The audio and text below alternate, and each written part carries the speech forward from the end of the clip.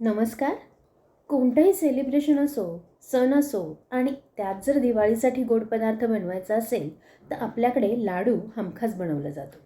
बुंदीचा लाडू, रव्याचा लाडू यासाठी पाक तयार करावा लागतो. त्यामुळे ते तयार करायला काही वेळेस थोडे किचकट वाटतं. पण बेसन लाडू बनवणे त्या मानाने सोपे.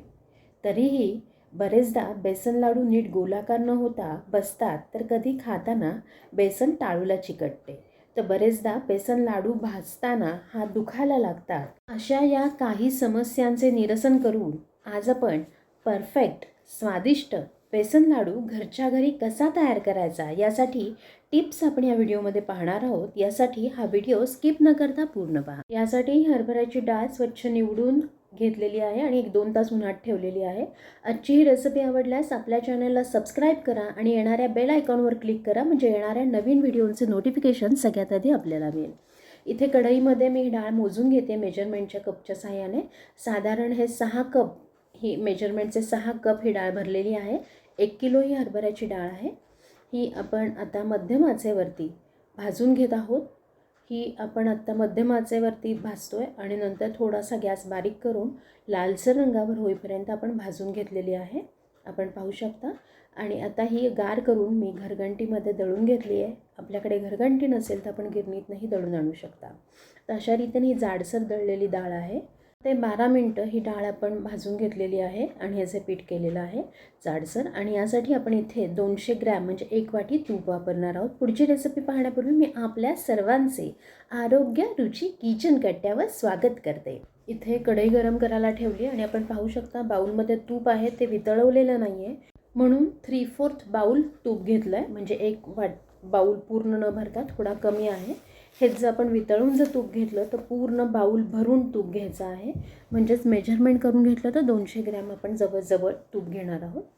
त्यातलं अर्धा तूप मी आत्ता इथे घातलेलं आहे कढईमध्ये आणि त्यात 2 वाट्या पीठ घातलेलं आहे आणि आणखी 2 वाट्या पीठ घालून हे आपण व्यवस्थित मिक्स करणार आहोत. त्यात ज्या गाठी होतील त्या आपण उलाटण्याने मोडणार आहोत. इथे आपण लागेल तसं तूप घालून घेणार आहोत, कारण की डाळीप्रमाणे तुपाचं प्रमाण बदलतं. डाळ जर खूप जुनी असेल तर तिला जास्त तूप लागू शकतं, त्यामुळे आपण लागेल तसं तूप वापरतो आहे. त्यामुळे जास्तीचं तूप आपण घातलं जाणार नाही आहे आपल्या पिठामध्ये. त्यामुळे आपले लाडू जे आहेत ते बसणार नाही आहेत, कारण की बरेचदा तूप जास्त झाल्यामुळे लाडू हे बसतात. त्यामुळे लागेल तसं आपण हे तूप घालून घेतो आहे. आपण पाहू शकता मगाशी थोडंसं कोरडं वाटत होतं, म्हणून त्यात मी 2 चमचे तूप घालून घेतलं, परतलं आणि आणखी थोडं कोरडं वाटतं आहे, म्हणून मी पुन्हा इथे आणखी 2 चमचे तूप घालून घेते आणि थोडंसं तूप त्यातलं राहिलेलं आहे, पाहताय आपण. आणि हे घालून आपण परतत राहतो आहे आणि आपण पाहू शकता खूप छान रंग आलेला आहे सोनेरी असा, आणि असं छान रवाळ असं त्याचं टेक्स्चर पण तयार झालेलं आहे. आणखी थोडं कोरडं वाटते म्हणून राहिलेलंही तूप मी त्यामध्ये घालून घेते. बेसनचं पीठ व्यवस्थित भाजलं गेलं पाहिजे. ते व्यवस्थित भाजलं गेलं तर ते लाडू बनवल्यानंतर आपल्या टाळूला लाडू चिटकत नाही. ही टीप आपल्याला मिळाली आहे. यामध्ये मी आणखी एक जास्तीचा चमचा तूप घालून घेतले, त्यामुळे छान आहे बघा आपलं पीठ आता त्याचा छान भाजलं गेलं आहे आणि त्याचा एक गोळा तयार व्हायला लागला आहे, म्हणजे त्याचा सुगंध आपल्या घरभर पसरलेला आहे. इथे आता मी 2-3 चमचे पाणी शिंपडून घेते. पाणी शिंपडल्यामुळे त्या पिठाला छान अशी जाळी तयार झाली आपण पाहू शकता, आणि यामुळे पीठ असं छान रवाळ तयार होतं आणि लाडू आपला रवाळ होतो, आणि त्यामुळे सुद्धा लाडू आपल्या टाळूला चिटकत नाही. ही पण एक टीप झाली. तर इथे मी आता मिक्सरचं भांडं घेतलं आहे, त्यात वेलची आणि अगदी थोडंसं जायफळ घालून घेते आणि थोडीशी साखर घालून हे मी वाटून घेते आणि त्याची पूड बनवून घेते. इकडे मोठी परातच घेतली आहे मी, की त्यामुळे आपल्याला छान मळता येईल त्यामध्ये बेसन. तर इथे मी बेसन काढून घेते आहे परातीत आणि ते अर्धा तासासाठी मी बाजूला ठेवते आहे. तर महत्त्वाचं म्हणजे की बेसन लाडू करताना बेसन भाजताना जर आपण खूप तूप घातलं तर काय होतं की ते बेसन भाजल्यानंतर ते अंगभूत तूप सोडायला लागतं आणि खूप तुपट असं ते तयार होतं आणि त्यामुळे आपले लाडू बसतात वळायला गेल्यावरती.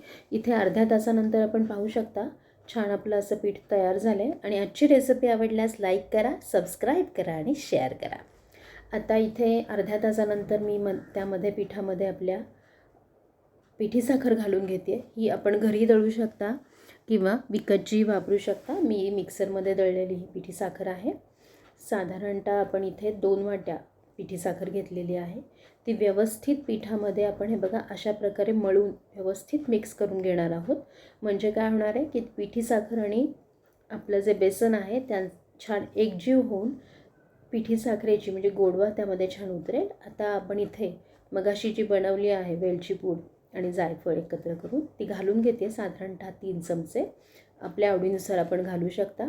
आणि अशा रीतीने आपण हे अगदी व्यवस्थित मळून घ्यायचं आहे. म्हणजे आपले लाडू जे आहेत ते खूप छान तयार होतात. थोड्या वेळ मी ते बाजूला ठेवलं आणि आता पुन्हा साखर मुरल्यानंतर मी पुन्हा हे 5 ते 10 मिनटं व्यवस्थित मळून घेतलं आणि असा त्याचा गोळा तयार व्हायला लागला. म्हणजे आता आपण त्याचे लाडू छान वळू शकतो आहे.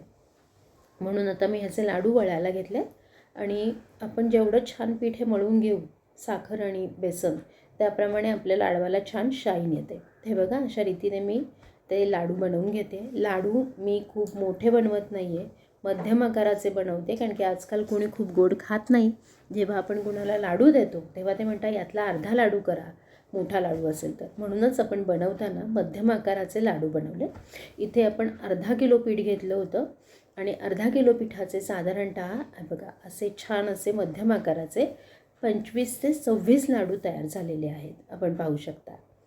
तर अर्धा किलो पिठाचे 25 ते 26 लाडू म्हणजेच 1 किलो लाडू वजनात आपले 1 किलो लाडू वजनी आपण तयार केलेले आहेत. तर आजची ही रेसिपी आपण नक्की बनवून पहा. आणि हे बघा एक लाडू मी फोडूनही दाखवते आपल्याला. वरनं सॉफ्ट आणि आतनं रवाळ असे हे आपले लाडू तयार झाले. हे गार्निशिंगसाठी मी इथे बेदाणा वापरला आहे. आपण आपल्या आवडीचे कोणतेही ड्रायफ्रूट्स वापरू शकता. आणि असे हे बेसनचे लाडू आपणही घरी बनवून पहा आणि आपला अभिप्राय मला कमेंटमध्ये नक्की कळवा. पुन्हा भेटूया अशाच एका छान रेसिपीसह. तोवर आनंदी राहा, आरोग्यदायी आणि रुचकर खा आणि पाहत राहा आरोग्य रुची किचन कट्टा. धन्यवाद.